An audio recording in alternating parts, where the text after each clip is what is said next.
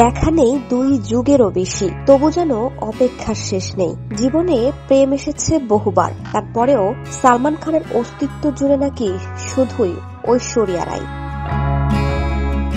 একথা সম্প্রতি ফাঁস করে দিয়েছেন আমির খান। বিগ বস 18-র মঞ্চে পর্দার 2 সহ অভিনেতা মুখোমুখি। পর্দায় কাজ করেছেন অনেক বছর হলো, তারপরও দুজনের সখ্যতা রয়ে গেছে। সেই সুবাদেই বন্ধুর ফোন ঘাঁটছিলেন মিস্টার পারফেকশনিস্ট। তখনই তার চোখে পড়ে তিনি রয়ে গেছেন, অর্থাৎ ঐশ্বর্য। শুধু ছবিতে নয়, ফোন কল লিস্টেও নিয়মিত নাকি ডাক আসে তার। এখনো প্রেম থাক না থাক, অনুরাগীরা মন থেকে এখনো চান সালমান ঐশ্বরিয়ার মিলন হোক।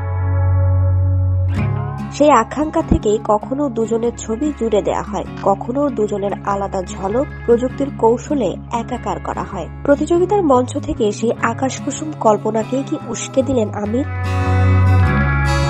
আবিরের উস্কানির জবাবে ভাইজান অকপট। তিনি বলেন, আমি কাউকেই সরাই না, যেতেও দিই না। যে যার মতো করে আসে থাকে, নিজেরাই আবার চলে যায়। না সরালেও এতজনের মধ্যে একজনকেই নাকি ঐশ্বরিয়া ব্লক করেছেন। মৃদু অনুযোগ সালমানের।